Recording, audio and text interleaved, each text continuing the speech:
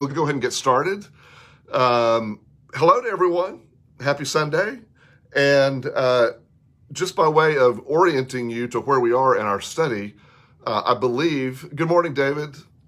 I believe we'll have today and next week we should be able, Lord willing, to finish Ecclesiastes. We're on that trajectory. So we're going to cover a big chunk today, and then we'll leave the last part of it for next week to sort of conclude our study of Ecclesiastes. It's been really interesting. I hope it has been for you. It has been for me. I've been teaching adult Sunday school, more than 35 years. And mainly during that time. And I have never taught, to my memory, I've never taught through Ecclesiastes before until this series. And it's been interesting. Now today, we're beginning in chapter 9, verse 13. Chapter 9, verse 13. I had to double check my memory on that. And we're going to run across several well-known verses again that I'm going to, I hope will spark imagination with you as we go. Now, an important disclaimer about today's passages. We're going to read we're going to read starting in chapter 9, verse 13, and we're going to go all the way through chapter 11, verse 6. I believe through verse 6. Let me make sure I'm saying that right. Yeah, through chapter 11, verse 6. So that sounds like a lot more than it is. The chapters are short. So 9:13, pardon me, through 11:6. And here's the word of warning. If you are looking for some cohesion out of this, you're not going to find it. This is not a section that just has one major theme to it. Certainly there are some themes in Ecclesiastes, as we've identified before, but there's not. This is a hodgepodge, and there are parts of Ecclesiastes we've talked about before. Pardon me. They're very much like the Proverbs, and they're just pithy little sayings here and there. Sometimes they're grouped in twos or threes to try to make a point, and we'll see some of that today. But if you're looking for a unifying theory of everything out of today's lesson, I'll just disabuse you of that hope right now. It's not there. So let's begin with chapter 9, verse 13. I have also seen this example of wisdom under the sun, and it seemed great to me. There was a little city with few people in it. A great king came against it and besieged it, building great siege works against it. Now there was found in it a poor wise man, and he by his wisdom delivered the city. Yet no one remembered that poor man. So I said, wisdom is better than might, yet the poor man's wisdom is despised, and his words are not heeded. And here are some words for the ages. The quiet words of the wise are more to be heeded than the shouting of a ruler among fools. Wisdom is better than weapons of war, but one bungler destroys much good. Let's pause there and talk about that before we move on. If there's any common thread through this part of Ecclesiastes that ties into the whole, it is this ongoing contrast between wisdom and foolishness. And you may remember we had this from the very beginning of the study, even the first chapter of Ecclesiastes. Wisdom versus foolishness. What is wise? What is foolish? And sometimes this has been challenging. But here we have the author of Ecclesiastes just lays it bare, right? There's no sugarcoating it here. Often, and we know this, the quiet, wise person who saves the city gets forgotten after the city is saved because they're a quiet, wise person, right? And it is this notion of the almost invisible people around us who make civilization continue, right? that we have to be reminded of their story. This reminded me of the movie Hidden Figures, about the African-American women who were so crucial to NASA through their calculations. And this wonderful movie that sort of brought their story out of this, right? Because they were not known at the time. They were the wise women who were not visible, and that even NASA quickly didn't talk about because that's just not what they wanted to do, right? And that's an example in our recent lifetime of this kind of idea of someone who is the quiet, wise person, but doesn't get the publicity, but does tremendous things. And so the author of Ecclesiastes is reminding us that popularity or celebrity is not the thing that ultimately matters, because we can find value in the world. We can find wisdom, not foolishness, by exercising our gifts even when we are not recognized and remembered for those things. And remember, speaking of remembering, that the author of Ecclesiastes has already told us several times, again, all is vanity, and even those who think they are leaving this tremendous legacy that's going to carry their name into eternity seldom do, right? Because most people forget anyway. So it's not that unusual, right, within this. The other thing I've been thinking about on this whole notion from Ecclesiastes of being remembered or being known, the vast majority of people who live, I mean 99.5%, are not known, even today, outside of a small circle of people.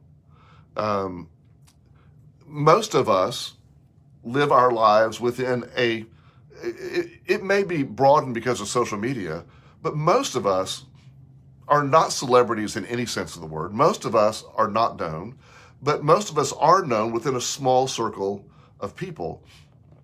And it reminds me of, up through fourth grade, I lived in a really small town in Oklahoma until we moved to Oklahoma City. It was a town of 9,000 people. And my impression as a kid was there were certain people in that small town that, hello, Linda, hello, Dave. There were certain people in that small town that sort of had celebrity status. That was obvious even to me as a kid, right? But it's only with perspective that I have gone and seen the broader world and realized being a celebrity in a small town doesn't get you anywhere but the small town, right? And it's that old saying about being a big fish in a small pond instead of being a small fish in a big pond, right? And this is the vanity of seeking attention that I think the author of Ecclesiastes is talking about over and over and over again. Hello, Mary Kay, again. Now, then we get to this idea here that wisdom is better than might, but also wisdom is despised, right? And these seem to be contradictory ideas here. How do we understand this? Well, the author of Ecclesiastes loves these things. And so they're both true in this. They're not mutually exclusive ideas here. Now, verses 17 and 18, I mean, this ought to be cross-stitched and hung on a wall, right? The quiet words of the wise are more to be heeded than the shouting of a ruler among fools. Wisdom is better than weapons of war, but one bungler destroys much good. Two ideas here that get linked together. Now, these are probably wisdom sayings that were circulating, that had been in the culture. These are not unique to Ecclesiastes, these ideas. But the idea here, in the first of those, in 17, is that we do better when we pay attention to the quiet words of wise people than to the shouting of foolish people, even if they are rulers among fools. We should pay attention to wisdom even if it's quiet, even if it's unassuming. Just because you have the megaphone, just because you have the stage, just because you have the office, doesn't mean that you should be listened to necessarily, because you may still be a fool. And this is something we've seen throughout time, and certainly we see it in our lifetime as well. This is an illustration you don't have to go back to Hitler for, right? This is abundant. This is abundant among us in so many ways, right?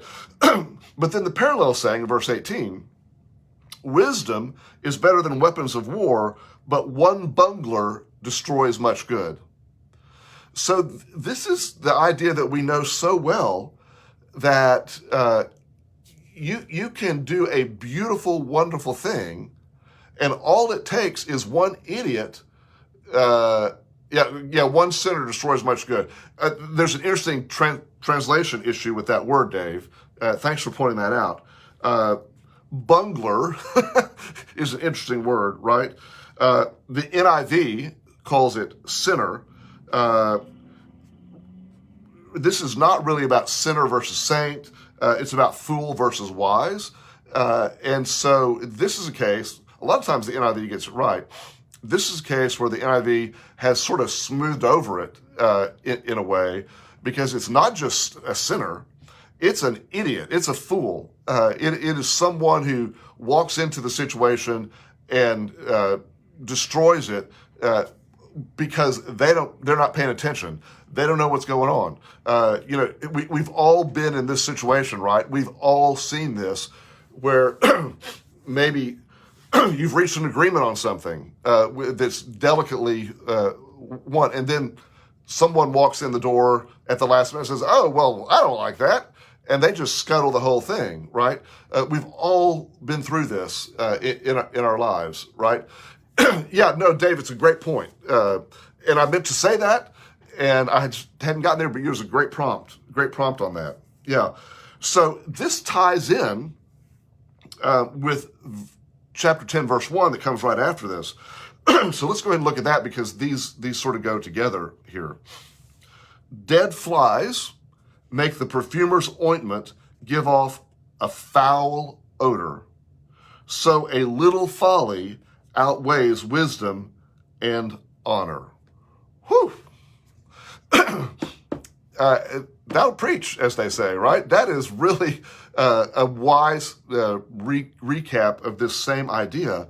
So imagine having an expensive perfume or ointment that is precious, but a fly gets in it and dies, and it becomes foul just because of the one thing. So our Americanized saying of this is, one rotten apple can spoil the barrel, right? It just takes one rotten apple in there. And my goodness, the examples of this are legion, right? In fact, I think the thing that we can most easily identify with on this today is all of our acrimonious discussions about policing in America. I think one thing we all can agree on, I think both sides agree on, is it is very easy for one or two or a few really horrific cops with prejudice and evil in their hearts to ruin an entire police force and to sow distrust in that. The question becomes, how do you handle that? And that's where our political disagreement is on this. I think we can agree upon the fact that an infection can come in by very few people. The question is, how does that infection take hold and move off? Those of you who work with children or teenagers, those of you who are teachers, pardon me, I know live with this and see this in the classroom and in social interactions with kids. It's not just kids, it happens with adults too, but kids are an easy target for us on this. Where you have one bully, one troublemaker who comes into a class or a system and begins to turn other people to their bad ways, right? And the whole group gets affected by even one person in there. And that's what this is saying. Dead flies make the perfumer's ointment give off a foul odor, right? Okay, now moving on. Again, if you've just joined us, this is we're sort of in a hodgepodge of sayings in Ecclesiastes today. This is more like Proverbs for the section we're working through today. Verse 2, chapter 10. The heart of the wise inclines to the right, but the heart of the fool to the left. Even when fools walk on the road, they lack sense and show to everyone that they are fools. Now, I know some of you are going to proof text this and say, see, I told you you should lean to the right, because the Bible says there's wisdom in that, right? Sorry, this is going to, there's another passage that's going to play it the other way, and that's not what really this is about. In ancient culture, in many languages, not just in Hebrew, left and right are symbolic of the ominous and awkward versus the balanced or correct. And it has to do probably with handedness. Now, those of you who are left-handed, this is just going to infuriate you, right? But there's been, through this perpetuation of dominant right-handedness in culture, this idea of right versus left, not politically in the sense that we know it today, but just as an ideological descriptor of one way versus another way in this. And if you look at Scripture, even God appears to be right-handed, because in Exodus we learn that salvation is wrought by God's powerful, you got it, right hand. And then we learn in Acts and in Hebrew that when Christ is raised to glory, he will sit at the right hand of God. And this is shorthand for saying in the seat of honor. And so that's what we get in this passage here. The heart of the fool, the heart of the wise inclines in the correct direction, and the heart of the fool inclines in a foolish direction. In other words, we're bent that way. And it's so bad, this saying says, that even fools, when walking on the road, lack sense, and they show to everyone that they are fools. We're going to read a little bit later that they don't even know how to find the way to town, which sounds like a good Texas saying. Hold that thought. We're going to get there in just a minute. Verse 4. And y'all jump in here at any point. I'm just sort of trying to throw these out here, but I'd love your comments as we go. Verse 4. If the anger of the ruler rises against you, do not leave your post, for calmness will undo great offenses. This is probably good military advice, right? Stay on task. Stay with the duty you're charged to do. Don't be distracted from it. I think that's the idea behind this, right? Verse 5. There is an evil that I have seen under the sun, as great an error as if it proceeded from the ruler. Folly is set in many high places, and the rich sit in a low place. I have seen slaves on horseback and princes walking on foot like slaves. Well, again, to understand this, we've got to think about the culture in which it's written, in which there is a bit of a caste system, at least. And that's the ancient world that this is coming from. But it's an interesting idea about how things sometimes get turned upside down. And this is an interesting foreshadowing of Jesus, who becomes, in a sense, the slave riding on horseback, and also the prince walking on foot like a slave. So the idea of Jesus entering Jerusalem at Holy Week on a donkey instead of a victorious steed, right, is this very idea of things being the opposite of the way we expect them to be. That's the notion on here. I forgot to say something important. Back in chapter 10, verse 1, you may have figured this out already. This is where we get the saying that someone is a fly in the ointment, or something is a fly in the ointment. It comes from right here in Ecclesiastes, and I meant to point that out as well. Okay, moving on. Chapter 10, verse 8. Whoever digs a pit will fall into it, and whoever breaks through a wall will be bitten by a snake. Whoever quarries stones will be hurt by them, and whoever splits logs will be endangered by them. If the iron is blunt, and one does not whet the edge, then more strength must be exerted. But wisdom helps one to succeed. If the snake bites before it is charmed, there is no advantage in a charmer. Okay, lots of colloquial stuff here. Very, very interesting. Something to note out of these passages today that's a little different than parts of Ecclesiastes. There's nowhere in our passages today that the teacher, the writer of Ecclesiastes, says the outcome of good judgment is absurd. He sort of turned a corner here. We're not having vanity out of this. The idea here that you might fall into a trap that you have set is an idea that that appears a lot in the Jewish wisdom tradition.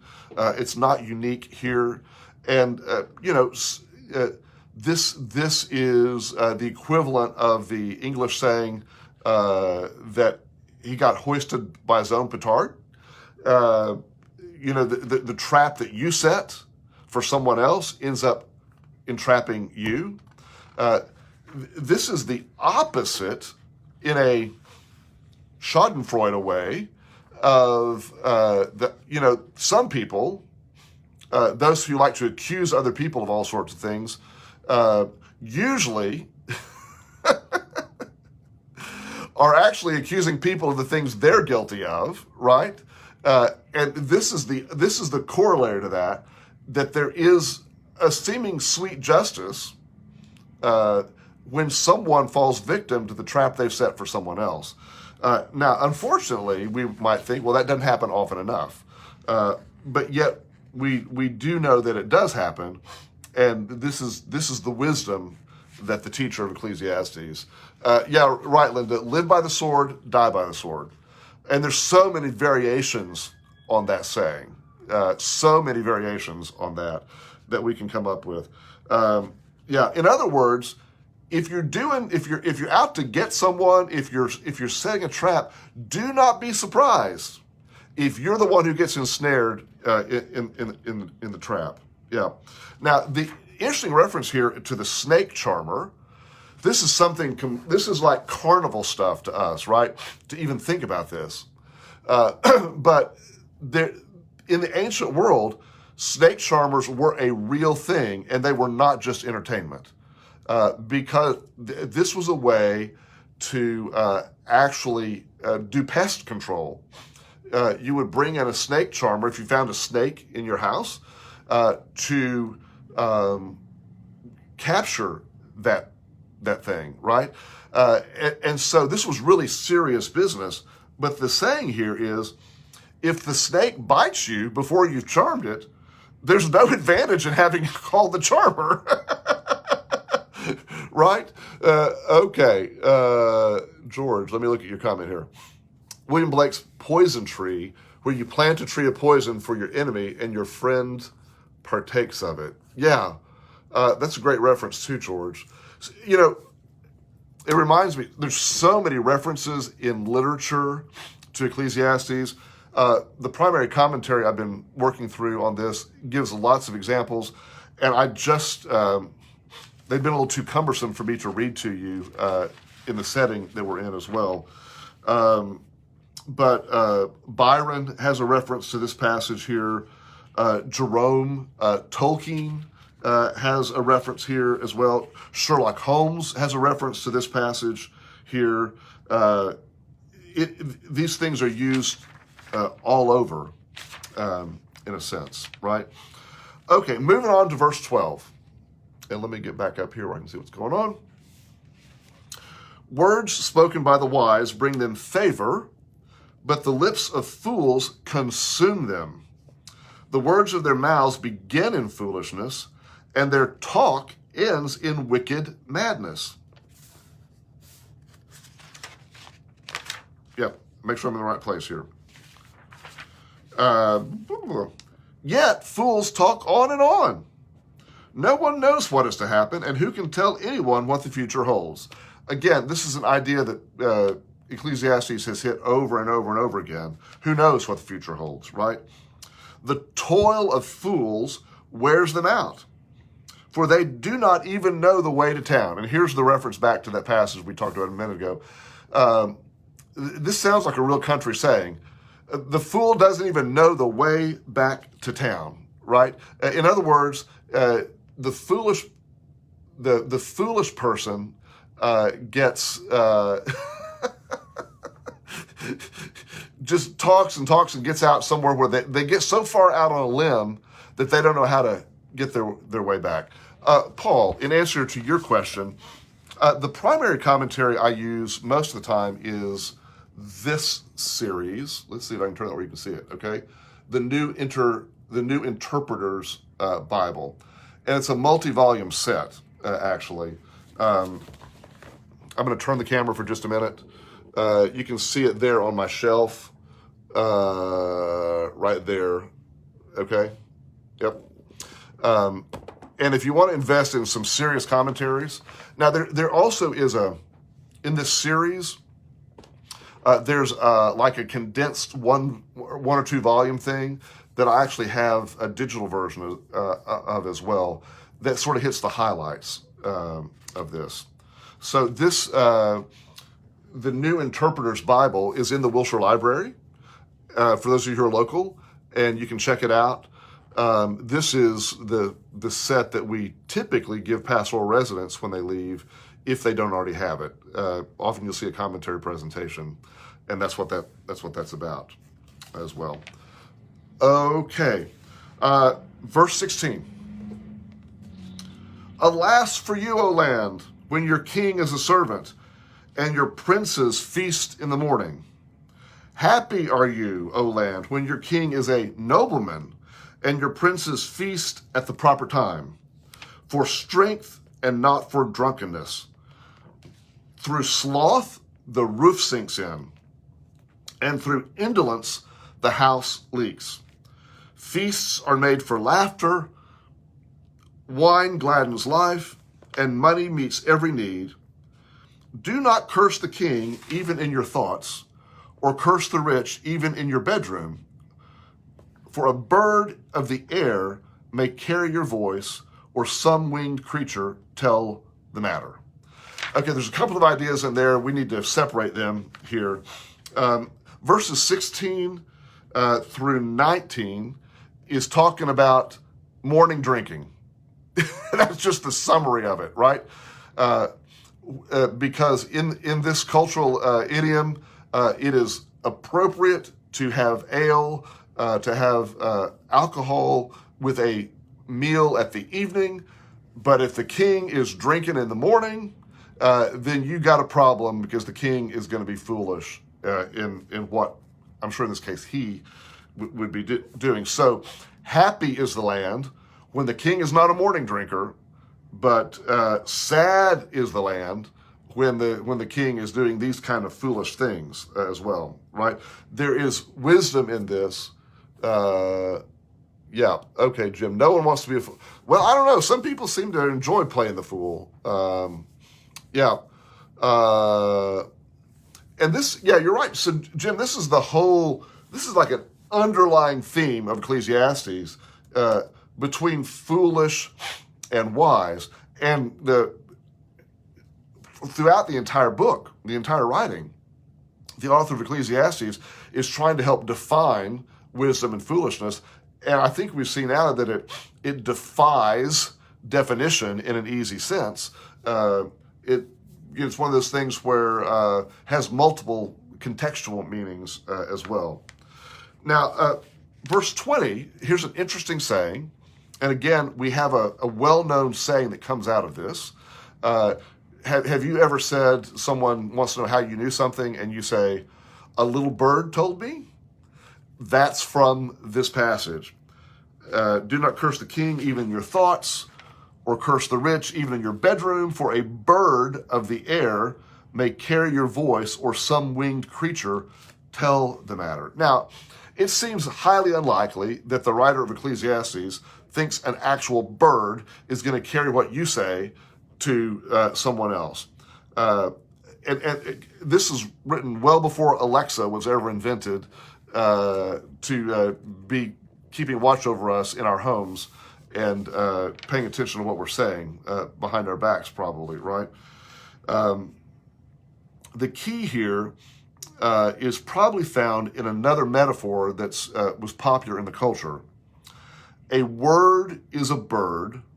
Once released, no man can recapture it. Let me say that again. A word is a bird. Once released, no man can recapture it. And so here the idea, a little bird told me, might be the bird might be in the shape here of a servant or a family member or someone else who overhears and carries that word to someone else, like a bird, right? So that's the idea here, that the word once spoken, right, you can't bring it back. It's like a bird that has flown off in here. All right, does that make sense? All right, moving on. Chapter 11. Another familiar passage. Send out your bread upon the waters, for after many days you will get it back. Divide your means 7 ways, or even 8, for you do not know what disaster may happen on earth. When clouds are full, they empty rain on the earth. Whether a tree falls to the south or to the north, in the place where the tree falls, there it will lie. Whoever observes the wind will not sow, and whoever regards the clouds will not reap. Just as you do not know how the breath comes to the bones in the mother's womb, so you do not know the work of God, who makes everything. In the morning, sow your seed, and at evening do not let your hands be idle. For you do not know which will prosper, this or that, or whether both alike will be good. So this has moved into a section of wisdom and teaching about financial affairs, in a sense, right? Now, I had to catch myself on this because as many times as I have used or heard used this verse 1, typically in stewardship sermons or promotions, cast your bread upon the water, right? And it will return to you. I had in my head, good measure, pressed down, shaken together. And I thought, well, it's not there. Why are those words not there? And I went to look it up and realized that in my mind through the years, I have stitched together Ecclesiastes 11:1 and Luke 6:38. It is in Luke 6:38 that Jesus says, give and it will be given to you, good measure, pressed down, shaken together, right? Which has this idea of bread upon the waters. And I think there's even a song where they've, where these things get, it comes back buttered. That's good, Judith. I would say if you cast your bread upon the water, it probably gets soggy. But anyhow, it's an interesting metaphor that we have here in this, right? The idea at first is generosity. That's undeniable here. That one of the first thing in this section that the author is saying about financial management is generosity. And we've seen this previously in Ecclesiastes as well, where there is no use in accumulating wealth that you're not going to use after you die. And so the writer of Ecclesiastes says it is much wiser to put that money to use than to squirrel it away for something that you will never, ever do, right? And this gets to this whole attitude of abundance versus scarcity and so forth. So much we can say about that, right? But then here's some wise investing advice. Verse 2, ancient investing advice. Divide your means 7 ways, or even 8, for you do not know what disaster may happen on earth. Our rural equivalent of this is don't put your eggs all in the same basket, because you might fall and the eggs break out of the basket. So have them in multiple baskets. This is the same idea here. This is ancient wisdom that still holds very true today, which is why wise investment advisors who are not trying to scam you will encourage diversity in your investments appropriate to your risk level. Anyone who says to you, oh, this is such a sure deal, you need to put it all here, you need to run away. And if they do that, you can quote to them Ecclesiastes chapter 11 as the motivation for not doing this. Verse 3, when clouds are full, they empty rain on the earth, and so forth and so on. Again, all of these things are the hand of God, in essence, the unseen hand of God, preserving life here, which leads to verse 5, just as you do not know how the breath comes to the bones in the mother's womb, so you do not know the work of God, who makes everything. And so as we're heading toward the end of Ecclesiastes here, the author is sort of driving home again this point that only foolish people think they understand it all. Truly wise people know they do not understand it all and cannot understand it all. But that doesn't mean you shouldn't be active. And again, the author, we come back to the same theme over and over again, industry, work. Even though it may feel like vanity, toil is what we need to do. Sow your seed in the morning and at evening, be engaged in other work, because you do not know which thing will prosper you out of this.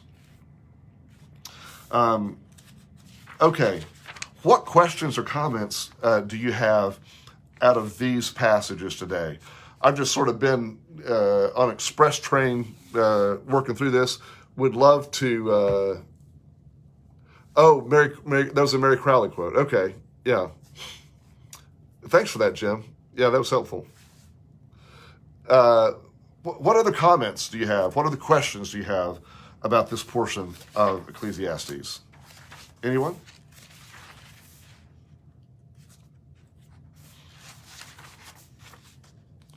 I'm ready for you.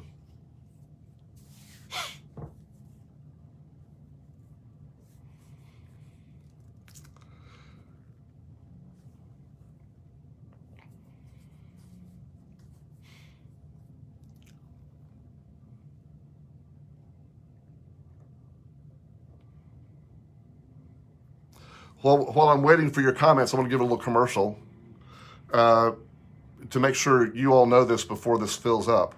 On May 11th, during the day, it's 11 o'clock it's a Tuesday, I think, May 11th. I am doing a 75-minute webinar interview with Beth Allison Barr. And Dr. Barr is a history professor at Baylor who has a new book that's coming out this week that's already just stirring things up on, air quotes here, the history of biblical womanhood. And what she's doing is using a biblical and historical lens to take down the idea of complementarianism which is complementarianism is the idea that's very prevalent in the SBC right now and other places, that men and women are created by God with different roles in society and in the home. This is going to be a fascinating conversation. I think we're limited to 100 people on the Zoom, and you can find that on the B&G website. But I know some of you would like to participate in that webinar on May 11th. So go sign up for that if you want to. Now, I have a comment from George here. It would be far too easy to apply the wise fool comparison to leadership, but we'll refrain.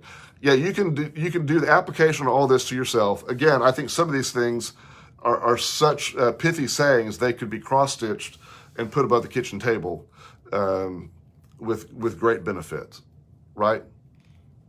Yeah. Oh, thanks, Ellen. Yeah.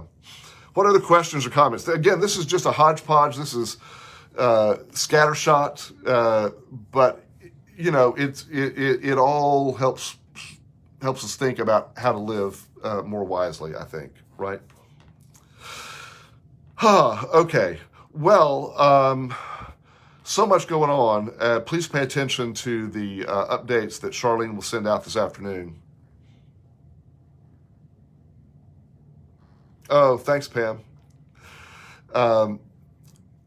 There has been important information in there about the, I think the right word is reception, not visitation. The reception, gathering, celebration for Jan Curitan, and those details are there if you'd like to participate in that. I know that we have many prayer concerns going on in the class. For privacy issues, I'm not going to say those aloud here on this public video. Some of them will be in the email. Some of them are still going to be unspoken.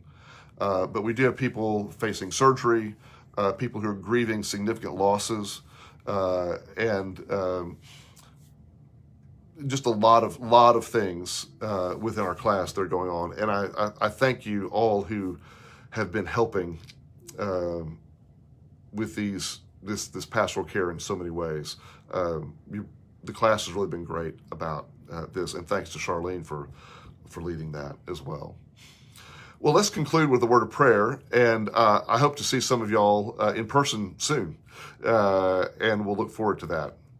Lord, hear our prayers with gratitude for this day and for the wisdom of the ancient word that comes to us. Help us to hear and to apply and to live wisely and not as fools. We pray through Jesus Christ. Amen. Bye, y'all.